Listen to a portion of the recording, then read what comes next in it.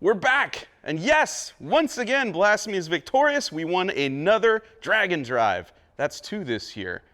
Unfortunately, that came at a cost. I now have a lift kit in the front of my Bel Air. Yep, the Hemi is out again. This is why.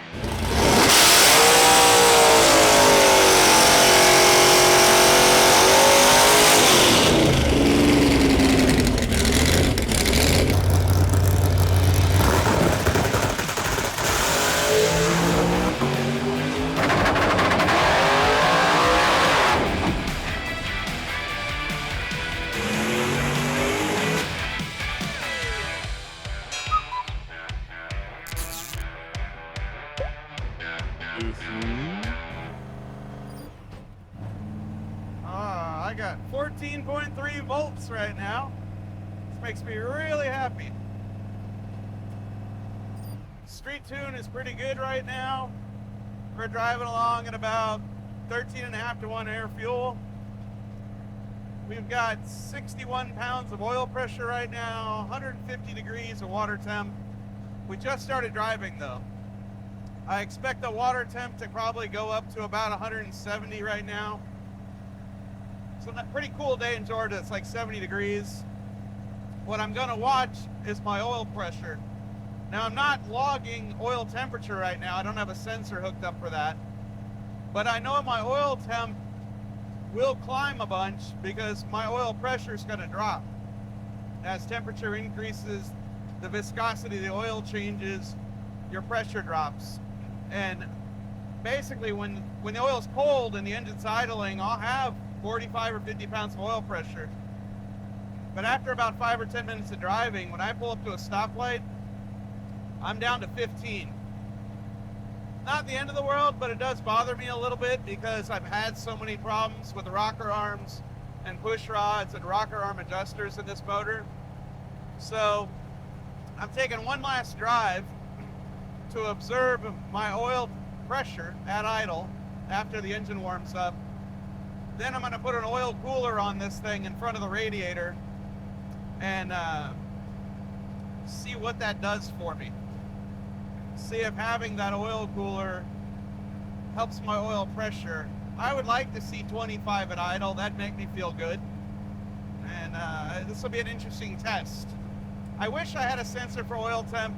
I just don't have one, and I don't have a good way to plumb and wire that right now. So we'll just rely on the oil pressure number to give me an idea of whether or not my new oil cooler is going to lower my oil temperature and raise my oil pressure.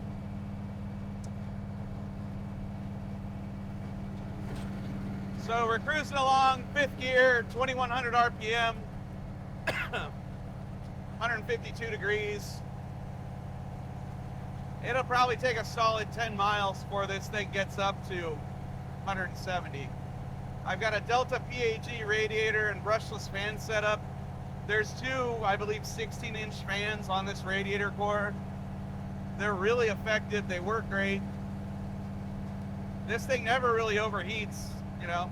Not since drag week when we replaced our water pump, this thing's never overheated. 240 degrees, and then it started misfiring real bad, so we're going roadkill, taking the hood off. So we're at 160 degrees of water temp. We're down to 47 pounds of oil pressure. We're probably 5 minutes into this drive, somewhere around there. Maybe 7 or 8 minutes into the drive. All of this is fine. Like, it wouldn't be concerning if I hadn't had valve train troubles before. You know, water temp is money, not even worried about it. You know, I'll drive this thing at 200 degrees, but if it stayed at 160, that would be awesome. Really, the oil temp and the oil pressure is the only thing I want to address these days. We're idling between 18 and 23 pounds of oil pressure. So I'm sure if I drove it more, we'd make it worse, but for now, we'll just call it that. I'll let it idle here for a minute and see if it gets worse.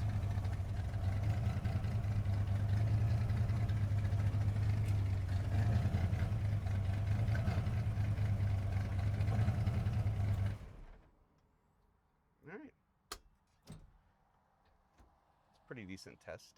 This is a Delta PAG oil cooler. And it is designed to mount directly to the flanges of the radiator that I already have in the car, which is good, simplifies mounting, but also bad because where it needs to go, I don't have a lot of room for. In fact, down in the lower portion, it won't clear the grill or the pivoting bar mount for our tilt front end. So there's that. The other thing is our grill opening is about 1 foot tall, and this thing, much like the radiator, is about 2 feet tall. A little less than that, but I think it's about a 20-inch core. So the rub is, do you mount it this way, which is the easy way, knowing you're only going to get the middle part of this core exposed to the air when you're cruising, or do you mount it this way and make some crappy straps that go out to the 4 corners and this thing's not going to hold very well, or do you use those plastic ties that go through the radiator core and always damage it over time? There's no good solution there. The other solution, honestly, and it's probably a better way to go, is to do a remote mount oil cooler at the back of the car with an electric fan. That will work, but heavier, longer plumbing, wiring, another relay. It's a lot of stuff. You know, our oil filter adapter is right here, which means you're basically undoing one hose, plumbing it in and back out of this cooler and back here. So this would be an overall lighter setup, which interests me. It will be effective. It will be better than what we have now, which is nothing. So I think what I'm going to do here is I am going to mount this vertically the way it was intended. It'll go that way, actually.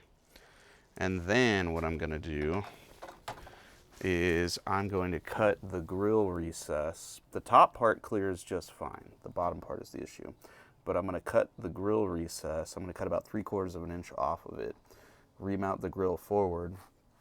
I'm going to cut this bar out, build another one with a bend in it that comes this way to tie these 2 points together. And then put a new grill back in it. And I'll even paint the grill gold this time. So lemons out of lemonade. A lot of old school Tri-5 guys, gassers especially back in the day, they used to put holes here to get, because the top half of the radiator is way up here. It's not exposed to the air at all. They used to put holes here. I may put a slot here, not all the way across, but maybe just the middle. That kind of looks like the grill opening. I might do that to get everything some more air. Maybe it won't look bad. I'm not into the holes up here, look. I like it on other cars, I just don't like it on this car. This car has enough holes, we don't need any more. So that's it. First things first, we'll get this mounted, we'll get this modified, put the front end back on, make sure it tilts, make sure everything still clears, then we'll plumb it, and then we'll go for a test drive. We're going to be using Goodrich hoses and fittings here. Same stuff we used to plumb the rest of the car. You guys might remember those dudes came here and helped us out before a sick week. They're not here right now, but what they did clue me into is the fact that our old crimp machine, which we got from Earl's, but Earl's no longer makes the hoses and fittings for that machine. That same machine with the same dies with just a different little spec on how tight you crimp things works for the Goodrich hoses, which is great. So no waste there. And the way this thing is going to mount is it's going to go from there to there. We just had to figure out, where do we want to put it? Where can I get that hose through? Because it needs to sneak down here, and then it needs to come over to the oil filter adapter. All right, so we're going to line it up with these holes. This is a transfer punch. You can buy them in different sizes. They usually come in a whole set, you know, ranging from really small to, you know, bigger, like 1/2 inch. And all this is going to do is go through the existing holes of this while Joe holds it. And I will hit it with a hammer, transferring the point of this to the metal back here using the holes as a guide. There's our top hole. And our bottom one down here. It's pretty cool how they made that to fit on there like that. Indeed. Makes it a lot better than shoving the little plastic zip tie things through. Yeah.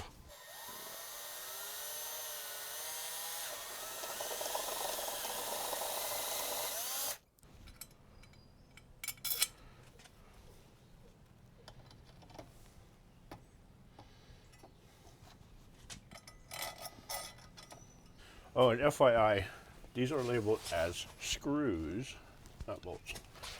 Just so you know. Because it takes a screwdriver? In case you ever have to call that guy again.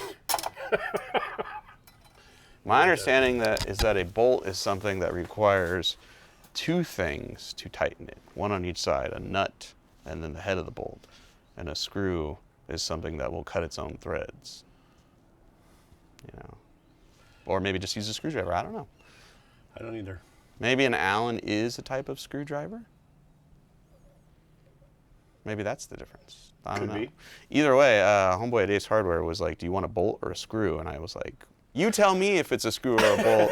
As long as it's 2.5 inches long and is either 1032 or 1024 pitch, I'm down. Down with your cause. Oh, you may need to space this a little bit because it looks like, maybe that won't touch. Looks like that's close. I don't see daylight. That might be touching right there. You might want to put a here, let go. Little washer in between. I want to put a washer in there. Top and bottom, because it looks like the weld is close to hitting the radiator fin. We don't want to make our oil temperature reduce and then our coolant level also reduce when we spring a leak. We don't want that.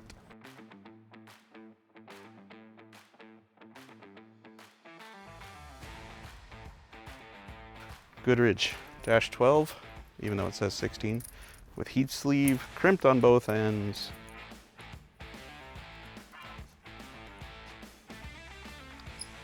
Tighten these, finish the front end, and we can road test.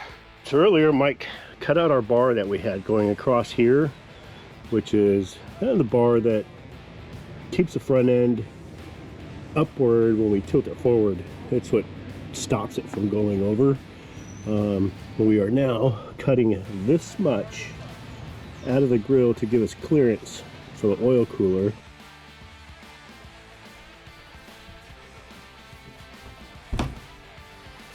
Wow, we got lots of room, dude.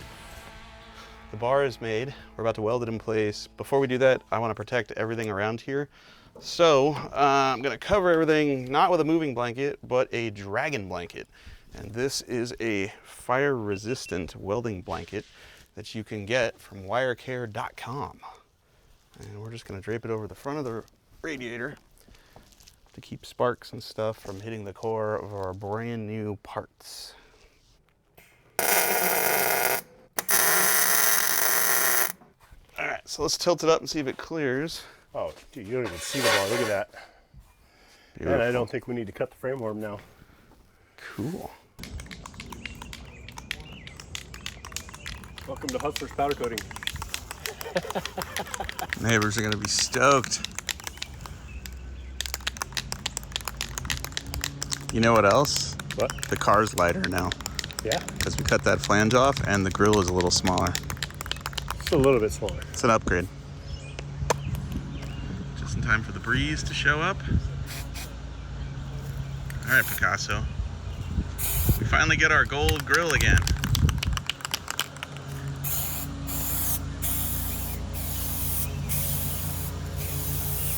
Is that clear or gold? It's barely going on, dude.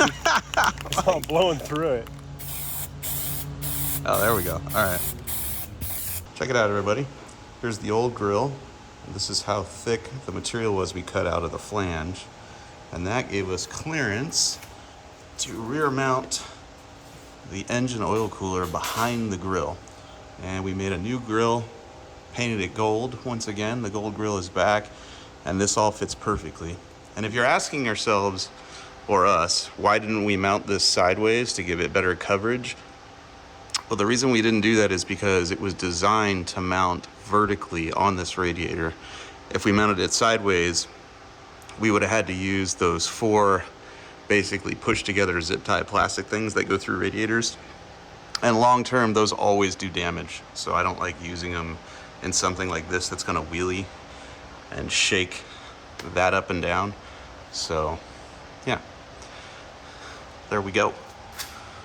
Ready to road test. All right, 150 degrees of water temp. The fans just turned on. We have 47 pounds of oil pressure.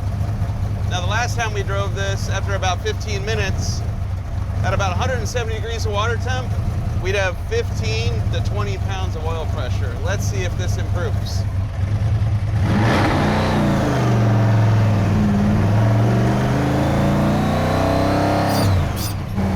So here's something cool. We're driving down the highway at 167 degrees of coolant temp on an 85 degree day in Georgia. It's never done that. It's never been that cold. Normally I'd expect 175. So I think the oil cooler is lowering the oil temp, which is lowering the overall temp of the motor. And we've been driving total, I don't know, 20 minutes now. We're idling at 25 to 30 pounds of oil pressure, which it never does. So overall, totally into this mod.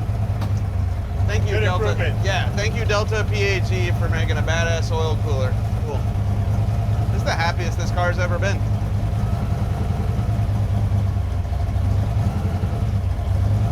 Now, if we could just get better than single-digit fuel economy. You're asking for a lot. I know. I think we could get a solid 8 or 9. I think. I've leaned it out a bunch. We'll see.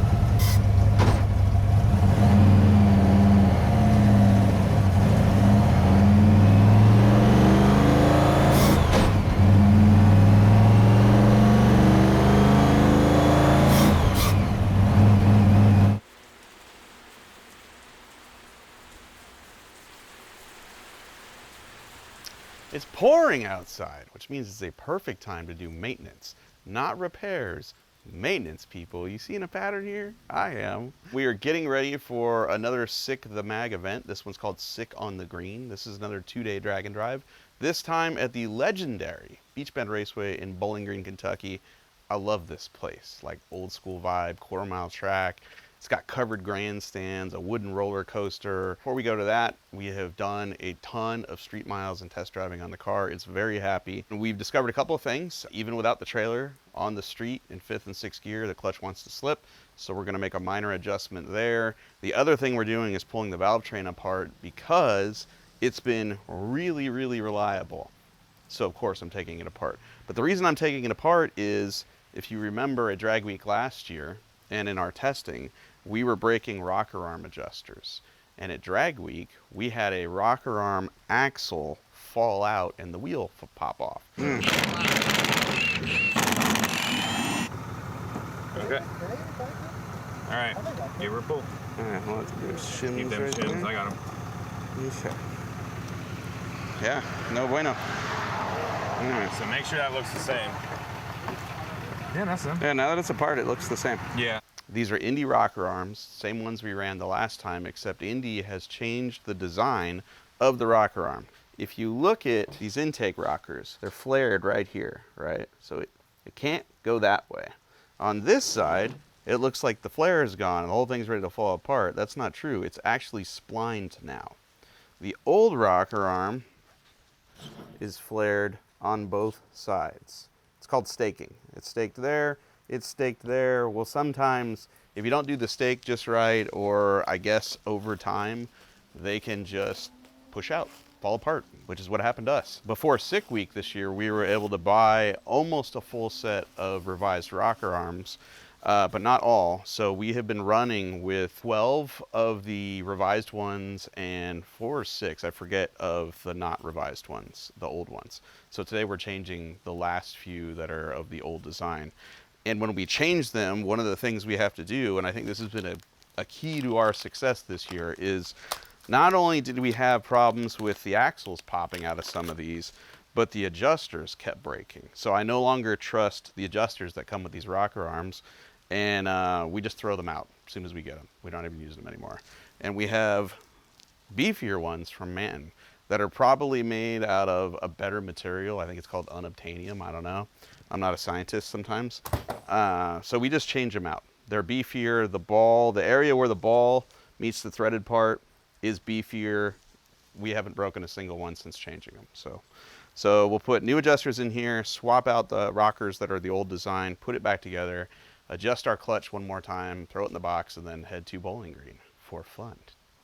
This is an old school Mopar Performance, for lack of a better term, crate engine rocker setup. The downside of these is they're not individual, so you have to pull the whole assembly off, take these bolts out, get the shaft out, change the rockers, put it all back together, while not losing the little shims that are in there.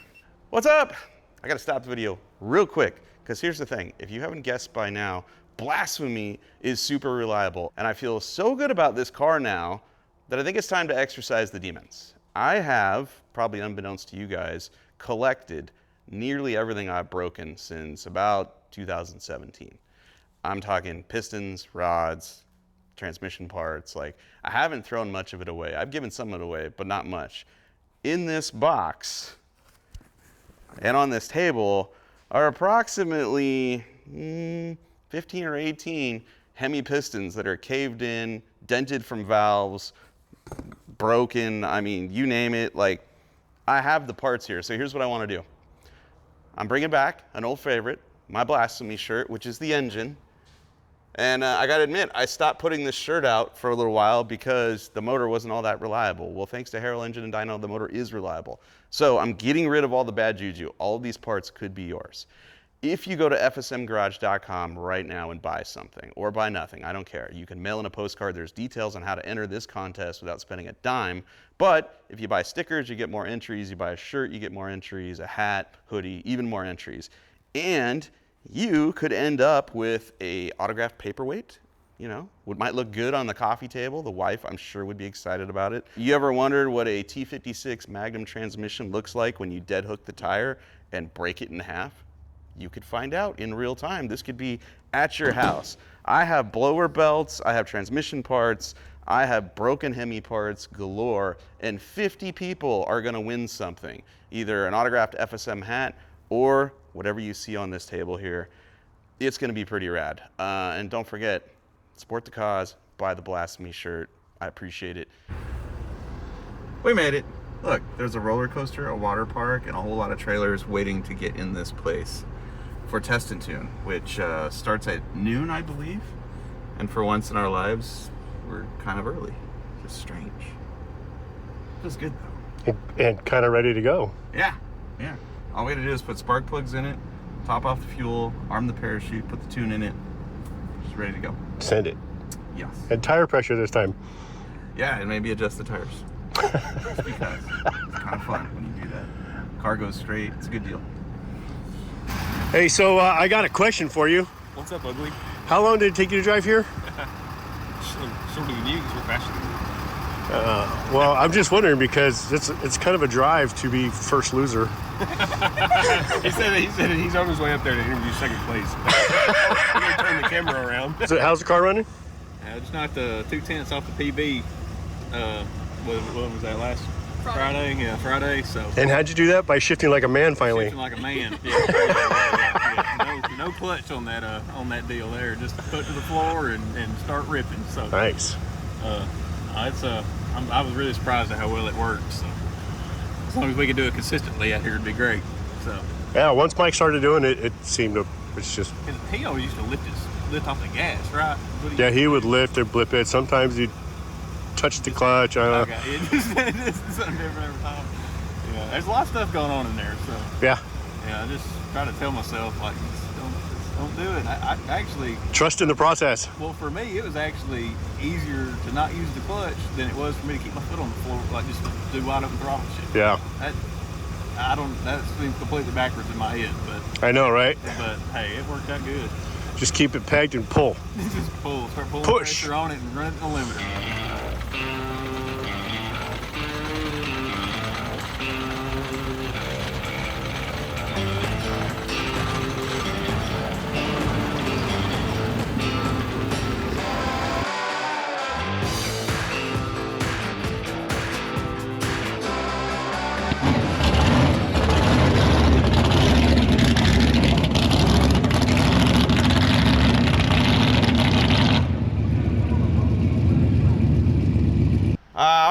this weekend is to go quicker than we ever have. That's pretty much the same goal every time we show up to anything. We are here to work on our whole shot. Lately, since we switched to a slipper clutch, it's been 137, 138, sometimes 145 short times when it doesn't go well at all. I'm hoping to get closer to a 130. I don't want to be real greedy. Like this car with a diaphragm clutch used to go 126, 60 foot, but not consistently. Sometimes it would just blow the tires off. If we can get it down to a 130, I think even in this moist air, this thing will run 850s. That's the other goal. Is can we get this car to go 850s consistently? I just have fun.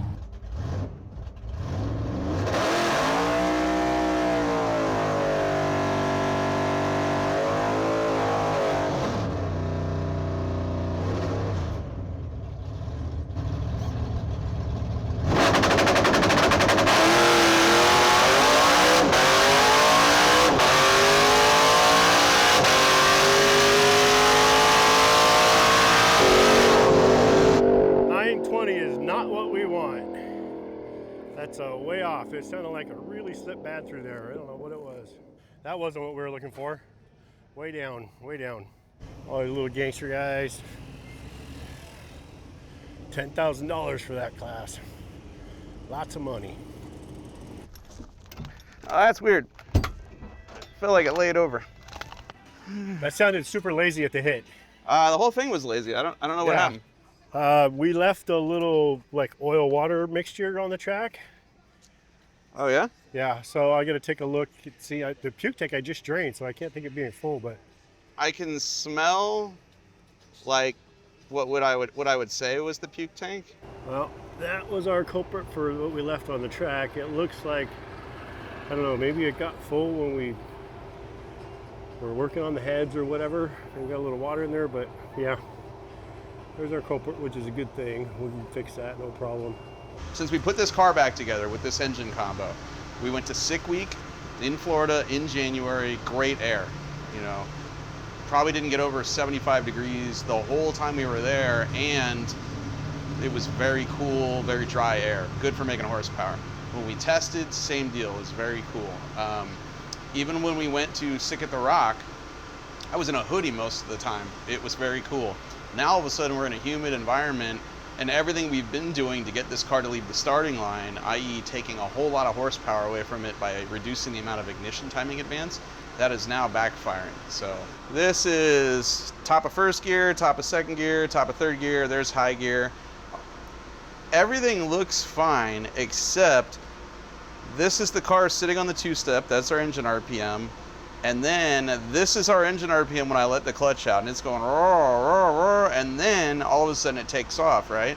Well, let's get rid of everything else. We don't need drive shaft speed because we're not spinning the tires. We don't need our G meter right now. We're just gonna look at our ignition timing and our engine RPM. So this is it sitting on the two-step, let the clutch out. It starts to accelerate and then it gets really lazy. Well, if you look down here, this is our ignition timing, right?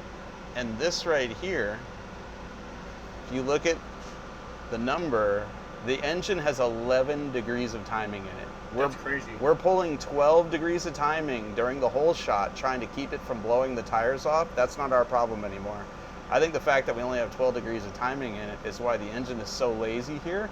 Because as soon as the timing starts ramping in, the engine starts accelerating. Yeah.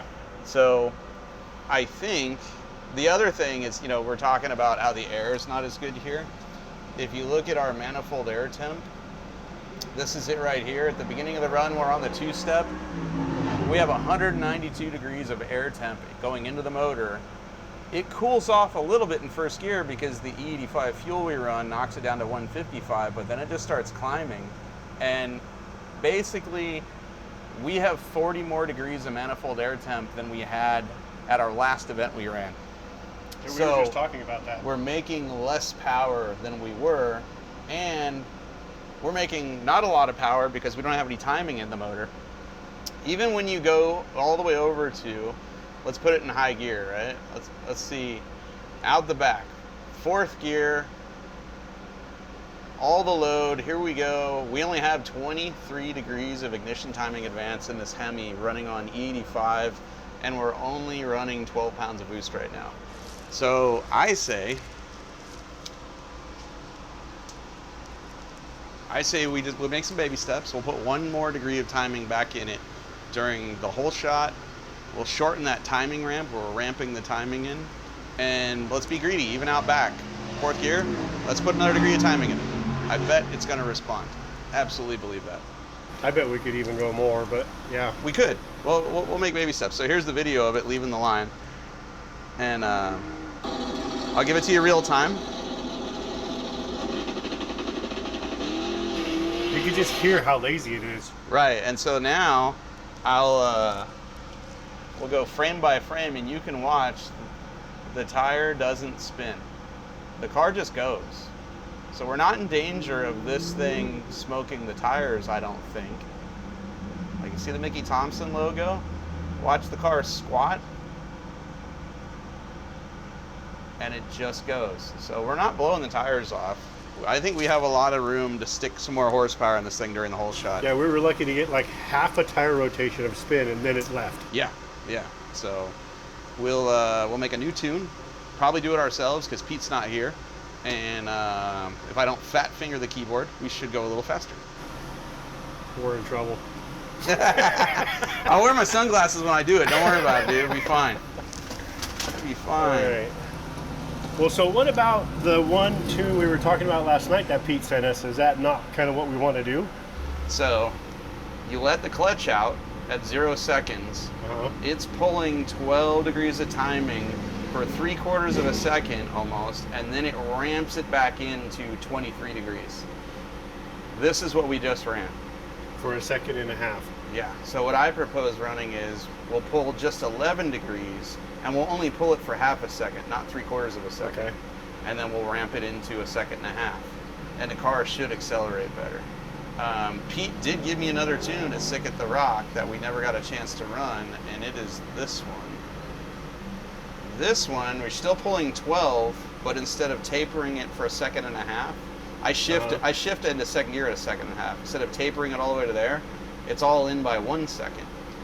That would totally help, except this first 3/4, the engine is laboring, I think, because we're taking too much timing. I think we ultimately end up here, but at 10 degrees of timing pulled, not 12. Yeah, he's basically pulling 12 degrees until 0.3 seconds, almost It's pulling 12 degrees, yeah. up to 0.3 seconds, and then it's 11. It tapers in. It's all in by 1 second. Right now, we're all in by 1.5 seconds. So I'm thinking this next one, we go 11 degrees. We could be all in by 1 second. What the hell? Can't hurt us. Let's try it. Yeah. 11 degrees, all in by 1 second. Nah, what the hell? Give it a shot. Worst thing that can happen is we just, we spin the tires and we learn. Yeah. We'll go one way, and if this doesn't work, we can go back the other direction. Yeah, this could be, Pete's tune could be, the middle of the road tune. This could be the, oh, hell, hold on tune. And if this doesn't work, we could go with Pete's tune. However, Pete just texted me. He says, okay. I'm going to assume that okay is for what I just did. I'm going to save it not as what Pete said. Pete, I'm glad that you can be somewhere else in the country. We're here in Bowling Green, and you agree with what we just did. Thanks. Yeah. He's a magician. I don't know how he does that.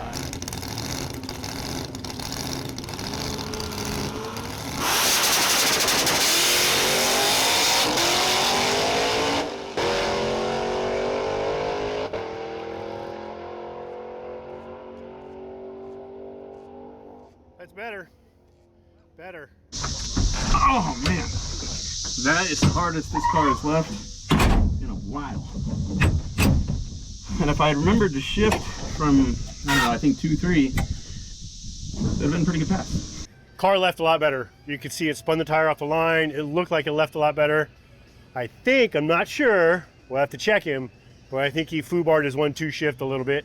Car went 889, which is a huge improvement from our 920 in the previous pass. Maybe we'll look at the clutch, look at the data. I think it might need a little more timing down on the big end. But yeah, we're going in the right direction, and all we can do is go faster from here. Just straight up Okay. forgot. I was like, oh, it left. This is great. All right. Second, I might have short shifted a little bit. And Yeah. I was like, second feels good. Bang. Oh, yeah, third. Yeah, I knew you did. I literally just called you out on the video before you got here. So I'm like, it left really good. I walked up, you could see the tires leave the line. They look good, it's spinning. And I'm like, it got out there, and then I think he really foobarbed the shift there somewhere along the lines. That's all right. Hey, we went the right direction, which is good. I think it's happier now. The dotted line was the pass we made before. The solid line is the pass we just made with one more degree of timing and a shorter timing ramp. This is where the shifts are occurring. Sooner. Everything happens sooner in the run. But the big thing is right here. What you have here, red is RPM, blue is timing. The dotted line is the run we made earlier, right? Where we stretched the timing out longer and we were pulling one more degree of timing. Look how unhappy the engine RPM is. One more degree of timing and the ramp is more aggressive, and look at what happens to the engine RPM. The result of all of that, a 132 60 foot versus a 146, a 369 to the 330 versus a 395. We just picked up 0.3 of a second to the 330. We still went a 571, which is 0.2 quicker than we went to the 8th before, but that would have been probably a 50 or 60 had I remembered to shift into 3rd. So there's that. So yeah, we went 889 with me forgetting to shift it into 3rd momentarily. This will only get better. Yeah. Let's look at that shift. So this is what it looks like when you forget. You run it into the rev limiter. Here's throttle position. So I'm wide open. Engine RPM, boom, hits it. And I'm like, yep, whatever. Oh yeah, shift. And then it comes down versus hits it while I'm shifting and comes down. This is where we lost some ET right here. Yeah.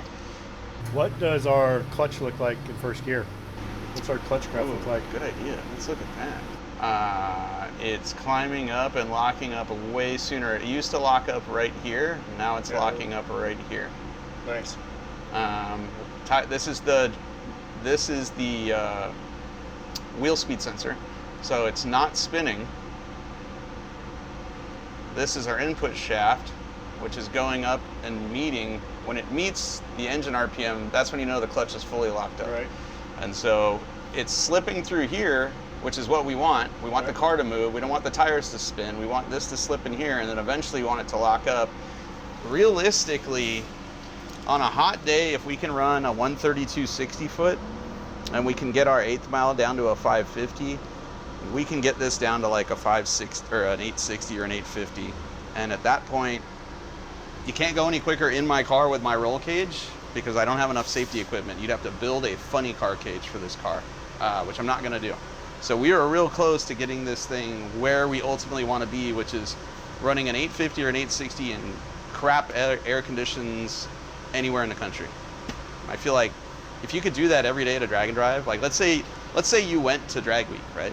Or you went to sick week or any of these 5-day drag and drives and you ran 860 or 850 every day, that'd be hard to beat. That'd be real hard to beat. So we'll keep working towards that. I'm gonna send it to Pete and go, are you cool with us putting some timing in it out back? Because I think the whole shot is totally fixed and we're good. We're good to go. We can work on the back half now. I like it a lot. All right. Let's go racing. I want to point out that we've not touched the clutch today. No. Not once.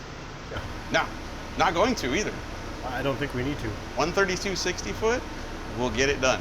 If we can get the back half of this thing ironed out, we're there.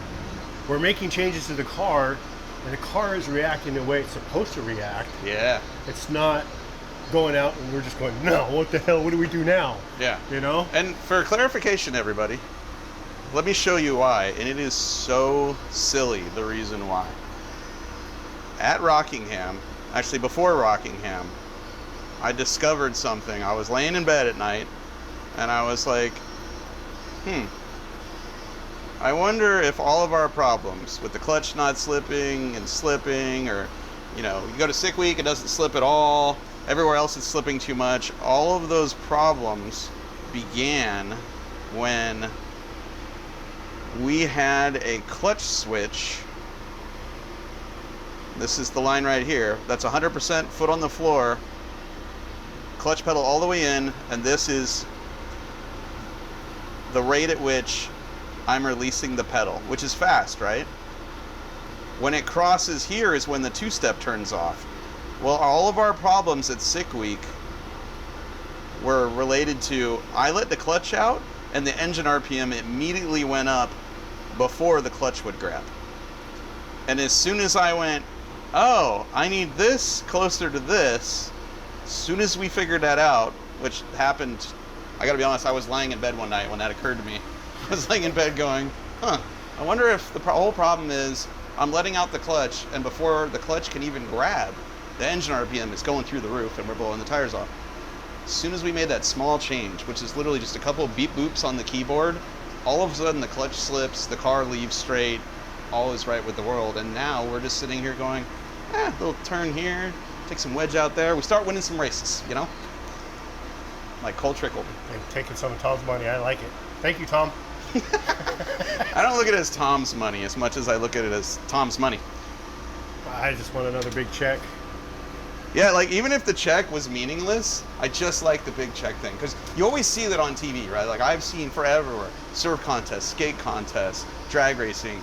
Guys win and they hold this giant check up. And I know it's cardboard. I know it's worthless. But I always wanted to hold up one of those checks. And we finally got one last month.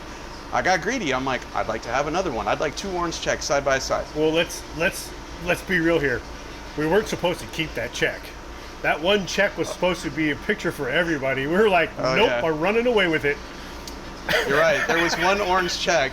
Yes. I did ask. When I fell in love with it, I said, has everyone in the room got their picture with the orange check? And when they said yes, I'm like, great. And I just left. I took it. I did. I stole it. It's been a long time since I did something like that, but it felt right. It felt good. And now, sorry, Tom, but you've got to give everybody a big check because they all want big checks now. Who doesn't? Even Jeff was like, nope, you got extra ones. I'm taking one of those over there. Well, that's right. Lutz took a big check. He did, So because it's you not took just his me. check. Well, he's a street outlaw. He should be stealing, you know? I feel like it's in the term outlaw. Outlaw. Stealing your money. Finnegan's Garage, they don't really equate that with, robbing stuff. No, they equate that with rust, junk, and Not finishing. mediocre fab work. Not finishing, not starting, Starting over. A lot of knots, starting over. Yeah, a lot of that. Not this weekend. Be a little better this time.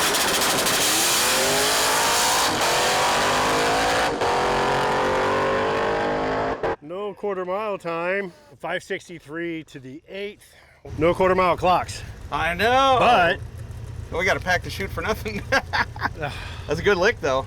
133 to the 60 foot. We went 563 to the 8th. 366 to 330 at 124. that's an 860 pass. The event is only an 1/8 of a mile tomorrow, so we might as well just start getting after it in the 60 foot again. Yeah. A little more timing. Leave the clutch alone. So you get a little more timing into second gear and into third maybe. Yeah, because it's happy. It leaves perfect. Like, Yeah. yeah. It leaves great. I think we can be keyboard warriors now instead of like clutch guys. It's a cleaner job. I'm gonna get to experience what it's like to be Pete Harrell. Yeah. Every damn day.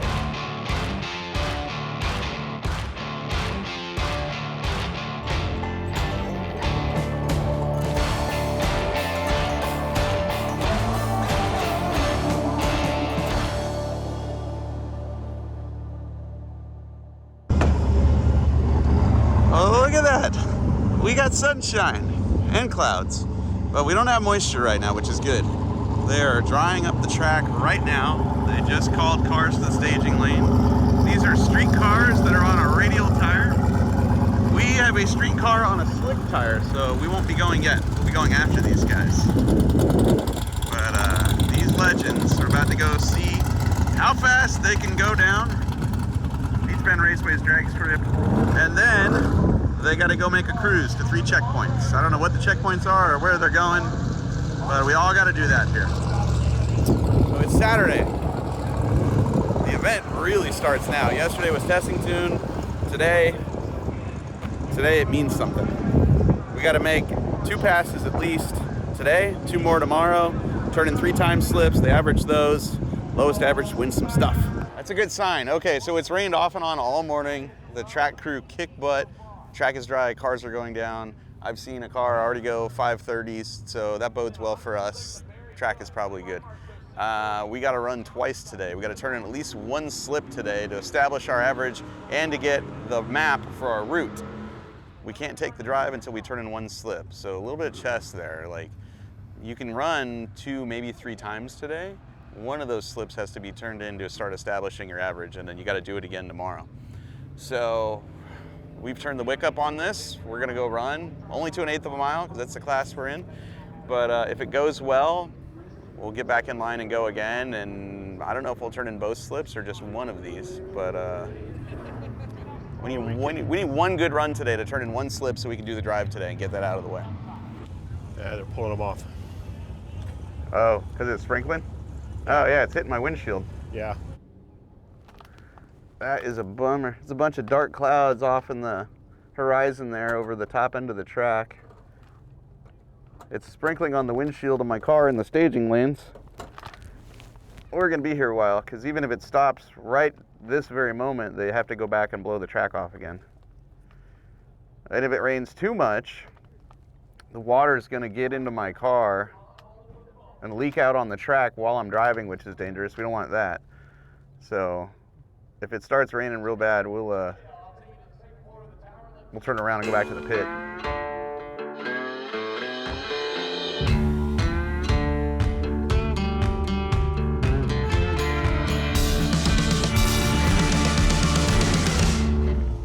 All right, as you can see, the sun is shining and we're back to racing here. We didn't get to make our first pass, but we're about to. They have a couple of radio cars left to run. And then there is literally, I don't know, 10 slick cars that are in the streetcar challenge.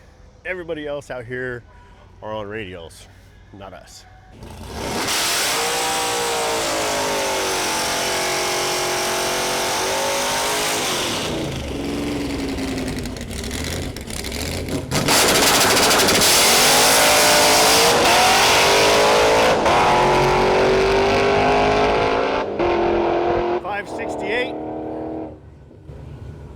Got out of the groove a little bit.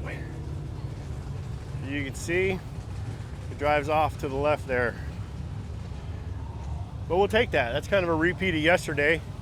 I don't think the track's all there like it was yesterday, but it'll come around tonight. We got no more rain.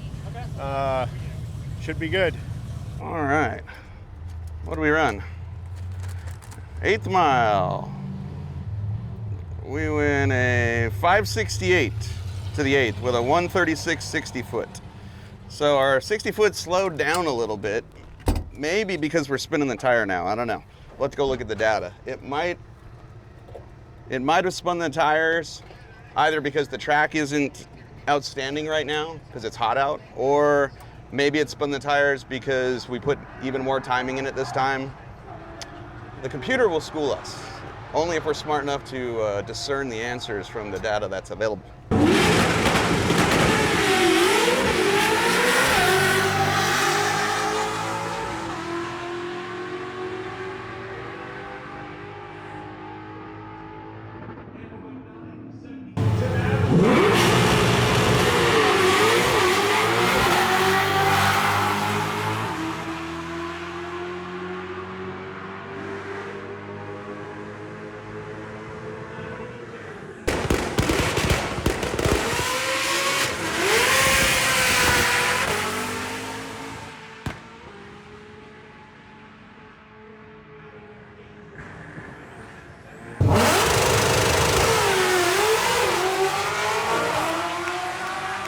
And after a lot of rain delays, I've lost track of how many times they've sent a car, then stopped for 30, 40, 50 minutes at a time.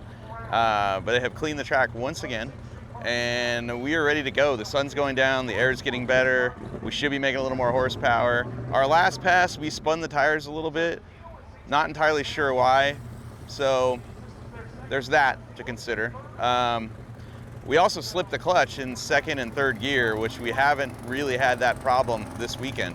So we just tightened up the clutch. We're gonna put another 1/2 pound of air in the back tires.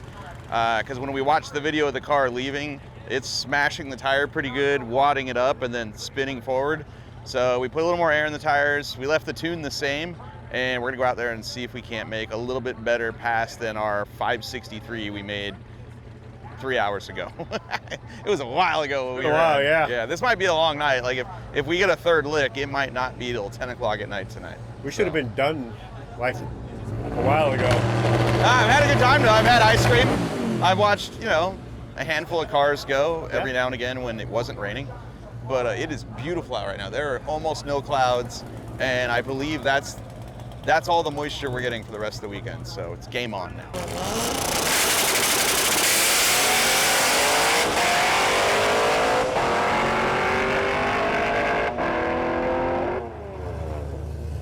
Well, that was a 565. That was a 130 60 foot. That's the best 60 foot we've had all weekend, but we still went slower. Yeah, I don't understand. It left really good. It left like it. Dude, It still drove to the left a little bit. we went quicker to 60 foot, quicker to 330, but only 565 in the 8th. We slowed down in the 8th. Yeah, it's like after 300 feet, something happened.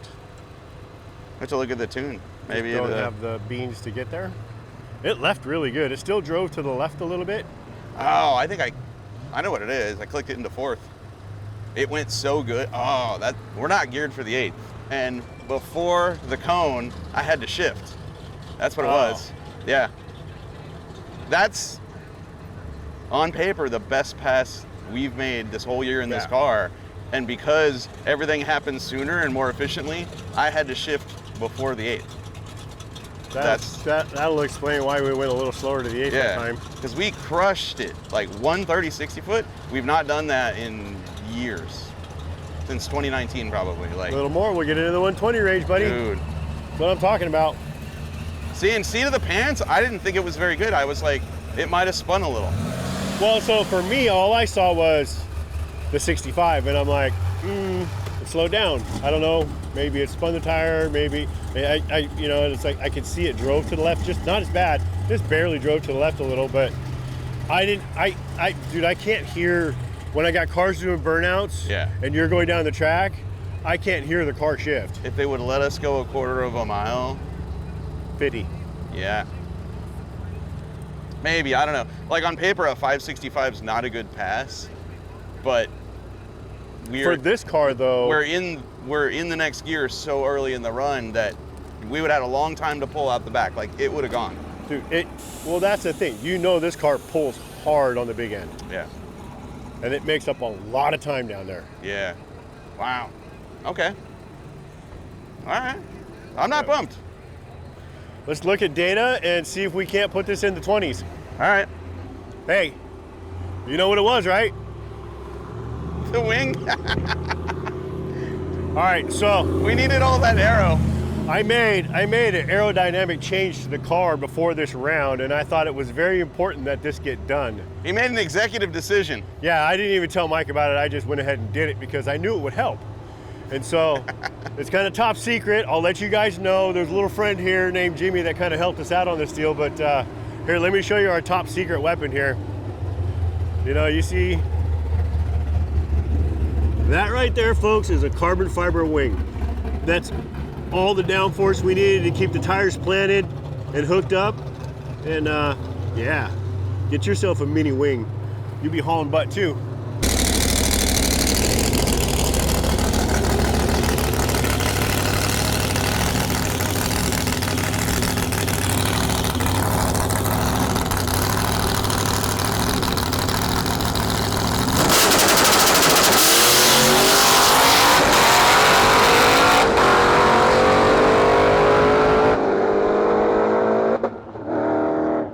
Well, 569, it slowed down. Those last two hits, not what we want to see for an 8th mile run, but we're making improvements on the car. Yeah, we're in an interesting position right We now. really are. So, off the trailer this morning, or out of the box, whatever you want to call it, it was a 136 60 foot, 371 to the 330, 568 to the 8th. The 8th mile time is slow because the car is leaving so good now that everything's happening earlier in the run. I'm getting out of first gear earlier, second gear earlier. I had to put it in 4th gear before the 8th now. Like, we have the wrong rear end gear in there. We have a 410 or 411, and it's not right for 8th mile racing. I shouldn't be shifting into 4th gear before the 8th. And so we made changes between first pass and second pass. We added a half a pound of air pressure, 6 grams of counterweight to the clutch, and a quarter of a turn of base spring pressure to that clutch. And we picked up 600ths of a second in the first 60 feet of the run. We picked up 400ths of a second to the 330, but then again, I had to shift into 4th, so we went a 565. So pass number 1, 568. Pass number 2, 565. On pass number 3, we put an even spicier tune in this thing. We gave it another degree of timing out of the hole, and it went a 131 60 foot. Track might not have been as good, and again, I needed to shift before the 8th, but I thought, what the hell, I'm just going to run it on the rev limiter and see what happens. Well, I know what happens. You hit the rev limiter, and then it defaults to the low side. So the rev limiter is 7,700 RPM. When you hit that, it tugs the motor to 5,500. So you're like, wah! And so that last pass was a 569 at 122. Like, we dropped almost 3 miles an hour because it just, tugged the motor down. So 8th mile is not where Blasphemi is at home right now, but it's what we got. So we're going to turn in one of these slips because we got to turn in one right now for this day.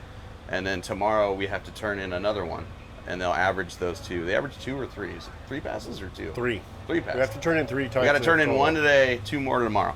So we're going to turn in our 565, and hopefully that does good for us. I don't know who else is in our class, and I don't know. We came here really to work on our 60-foot time, and we are doing that. At Sick at the Rock a month ago when we won, we were 137, 135 to 60 feet. We are now 130. Like, we are crushing it. For us, we are crushing it. So I'm a happy guy. We're about to break a 120, dude. We're close. I think tomorrow we can get into the 120s. So do I. I'm stoked. So we're going to celebrate. We're going to drink some cocktails here. Salute. And then we're going to call it a night. It is Saturday morning, and the hills are alive with the sound of big blocks and small blocks and probably even V6s here at Bowling Green. We are getting ready for our second day of, I don't know what you call it. It's not qualifying. We're not racing anybody. We're all out here to go as quick as we can to establish an average ET. So last night we turned in a 5.65 second pass. Not our best, because we're on the rev limiter before the 8th mile mark. Overnight, I talked to Pete Harrell, I talked to Robin Lawrence, and I said, we need more RPM. We need to raise the rev limiter because I don't have another gear set with me to change this. And so we came up with a compromise. Pete didn't necessarily want me to raise the rev limiter the whole pass in every gear. So I said, well, what if we just raise the rev limiter in 3rd gear only, which is the gear I'm in 100 feet before the 8th mile cone. And he said, if you can do that, go for it. So I called Robin Lawrence. Robin said, just go to an advanced table in your Holly Dominator EFI software, do this, that, and that, and it should know when you're in 3rd gear. It should give you another 300 RPM. I've never tried this, but Robin says it's gonna work. So that's our strategy. Same tune-up in the car, but I'm gonna run it out in 3rd gear. It should go a 550, somewhere in that area, if everything works. And if it does, that 550 combined with my 565 will lower my average. We should get another shot at the track this afternoon, which is good because you have to turn in 3 time slips. I would love to get 2 faster time slips today to go with my slower one yesterday to lower our average. We're in the stick shift class, we're in the gasser class. I have no idea how many other cars are in either of those classes. It doesn't matter. We came here to fix the 60 foot in this car, and we are doing it. When we got here, it went 142 60 foot. Since then, we've gone 130, 131. Like, we are on the right track with this deal.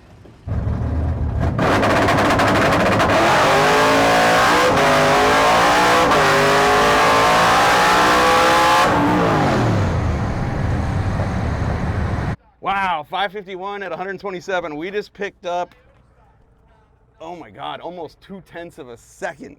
Yes. Oh yeah, so as And I I'm went like- by, the board's all glitching out. I was like, oh, please tell me they got that. I know, dude. I'm like, I know it was fast because the mile per hour was 127. I'm like, that's like 4 miles an hour faster we've been going to the 8th. Dude, I was like, I finally called Derek in the tower. I'm like, tell me our time. Please tell me you got our time right now, because that board didn't tell me nothing. He goes, hold on, I'll screenshot it and send it to you. He goes, it was a 51. I go, yes! I'm driving, I click it in third. I'm like, please God, please give me 300 more RPM, because right at that cone it went, boom. We made it. I know I went past the cone, but it was close, dude. It was way close. I think we can go do our street Dude. drive now. Hell yeah. Dude, this car works. Come back and do that one more time. It'll go quicker tonight. I hope so. We do the street drive during the day, come back out tonight, go a 49. Later this afternoon, Yeah, just before sunset. yeah.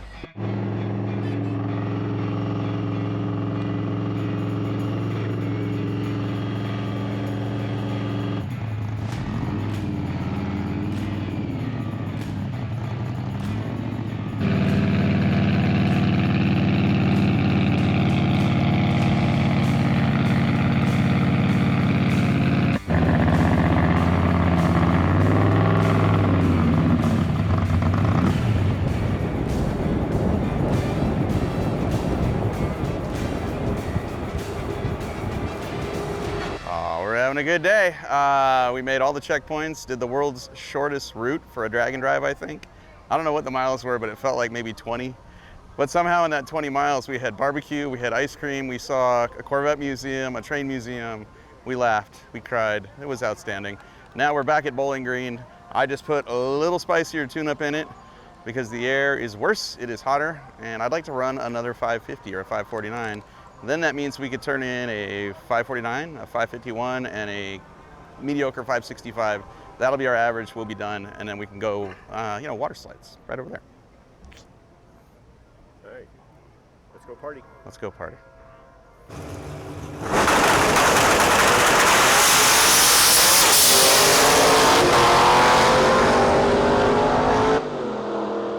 Woo, yeah, buddy. Man, we ran out of gear before the 8th again, but it left hard. Woo-hoo-hoo-hoo! Man. I'll take that any day on a semi-hot motor and a hot-ass track and a hot day. But the mile per hour fell off. I don't know why. Did you hit the rev limiter down there? We're out of gear. Again? It left so freaking hard that we were out of gear 75 feet before the cone, dude. I was like, yeah. I was like, yeah. Boom. I was like, oh. And it still went a 554. Yeah. Dude, it would have been in the 40s. Yeah. In the heat of the day, bro. Like, Yeah. She's making power. She's good. She works. She's efficient now. I'm liking it. Like, dude. Yeah, stoked.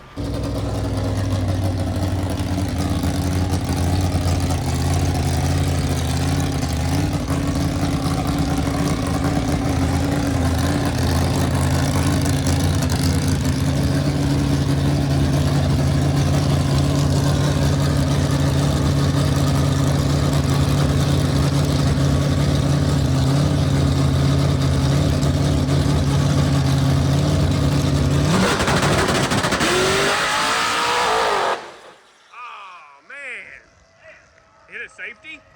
What? Hit a safety? Oh, you shut off. It's running. Huh? It's running. Yeah, look at it. It hopped the tire, dude. You see that? Yeah, it had to hit a safety or something. Or maybe he let out because he thought it broke. Uh-oh. I do not know what happened.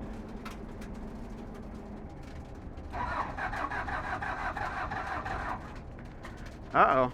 It doesn't want to start. So if that's his last chance to get a pass, and Adams goes down, He wins. we'll get him. It was like 300ths away on average. I mean, here at the track. It's tight, son. The track has been good all day. Man, it's on point. First of all, I want to ask you, how's your head? My head? Yeah. What? Did it rattle your brain at all? No, what? Dude, it rattled the tires so bad. The rear tires were off the ground. Really? Yes. There was air between the track and the rear of the car. Oh. Yeah. Well, on the bright side, that was a 128 60-foot. I know. On the downside, it don't start and there's oil in the diaper. Oh. Yeah, she broke it. I've got a sneaky suspicion maybe one of the aluminum rods finally let go, but I don't know. We'll see. That's a bummer. Yeah. Especially since right now if you go to my website, you can buy broken parts because I said my car's reliable again. Yeah. Did Adam go? They're running right now.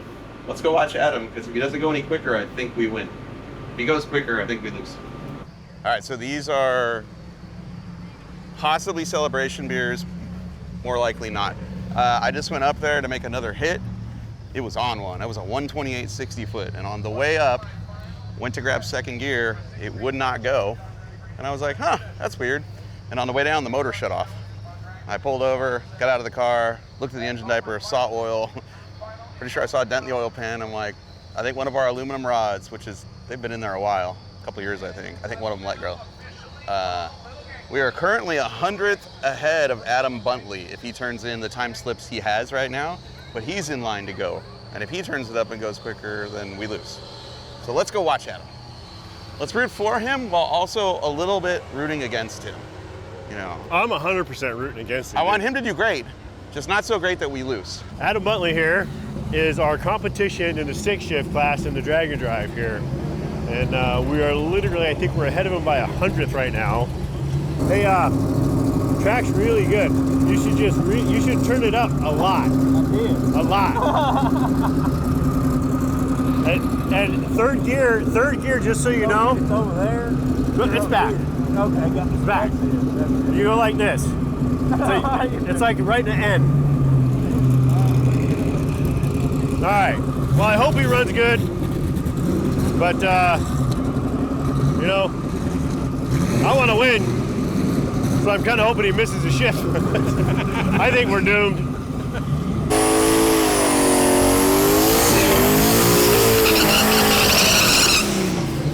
And by the way, if you haven't noticed, this Mustang still has power windows, power door locks.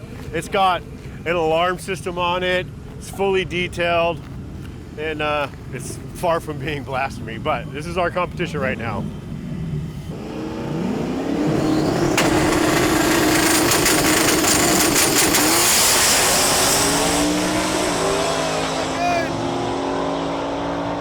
Really good. 664? 564, you're blind. 564. That did not help his average.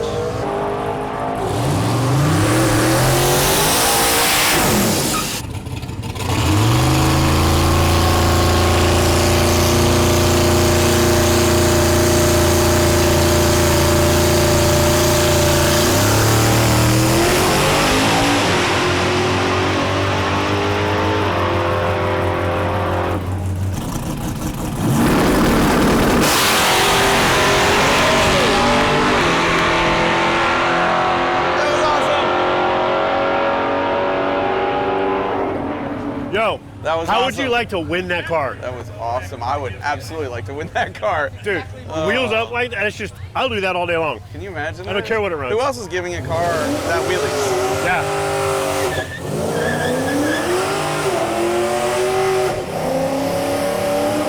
Isn't that on a radio? Yeah. Spicy burnout.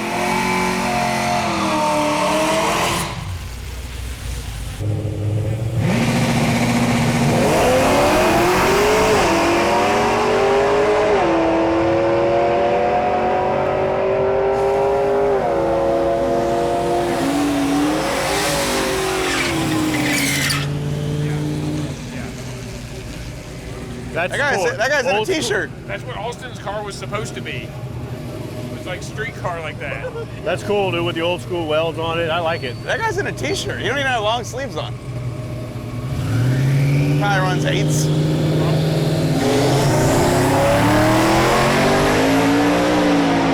All right, maybe not.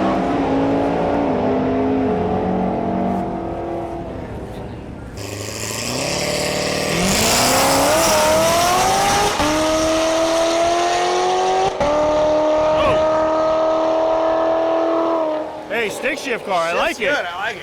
Yeah. Poland, how we doing, brother?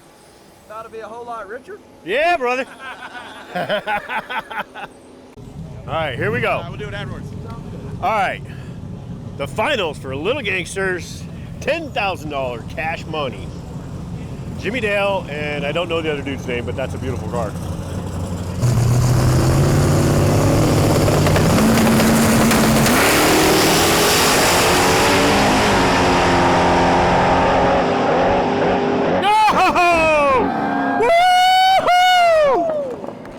Yeah, brother. Yeah. Baby. You guys are buying beers tonight. Whatever math Kyle had earlier, and our math, we were ahead by 100. But then all of a sudden, Adam's like, "Oh, I had a 59 I didn't know about," and I'm like, think Kyle had. "I think that helped him." Oh, we'll find out. We'll find out. Hey, Kyle, can you help us with something? The ladies here would love White Claws, and my wife left all her White Claws in my cooler. Oh, are you trying to bribe her? No, they already told me no. They told me no. You'll get them after we turn in the time slips. Not before. I can't. I promise. After. Hey, is this thing even on? It's pointed the wrong way. These guys. There you go. There's the money shot. That's a scary shot. I'm not just saying that because you're in charge and I want to win. Oh yeah, you are. No. And it's okay. I'm good with it. You've never looked better. Trying to cheat. I saw him up there with a pen changing numbers. I'm gonna grab time slips from 8 years ago and hand them in, see if they catch me. They will not get. I'm not even saying anything. I'm just standing here. I mean, I'm not like, you know, that could be yours. Just saying. It definitely could be yours. Can I open them for you? Let me help, ladies. Let me help. Cheers. You've never looked better. Thank you. Love you all. Love you too. In this light, oh my God. So Thank you. Joe is going I to missed make this. sure that Dude, he I missed buys this, some new but, rods. Congratulations, sir. Yeah, thank you. Did you make those out to Pete Harrell? Wait a minute. Hang on. These don't say. Oh, they do say pesos. Look, they did write them in pesos. Oh, thank you. That's my people. But that's the wrong name. It should say Pete Harrell because that's where it's going. That's true. Oh, dude. Thank you guys. Make sure you Dude. stay over here so you can get your actual check. Oh yeah, you got to go over there. And Get your money. Thought this was the actual check. Oh, dude, I thought for sure he kicked our ass. I thought for sure Adam beat us, dude. That had been really close. When he told me, oh, I got another time slip, and it's a 5:59, I was like, oh God, we're done. All of this will go to Pete Harrell. Our 51 saved us. Our 51 saved us, dude. And a 54, dude. That was nothing to shake a stick at.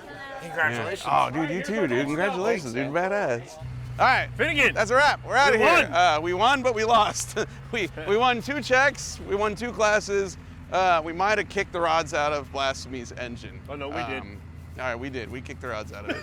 We just haven't, we haven't seen it, but the leaky oil out of the pan and the dent, it's a telltale. But it's May. I didn't plan on running the car again until September for Hot Rod Drag Week. Plenty of time to fix it, and you'll see that on a future episode of Finnegan's Garage.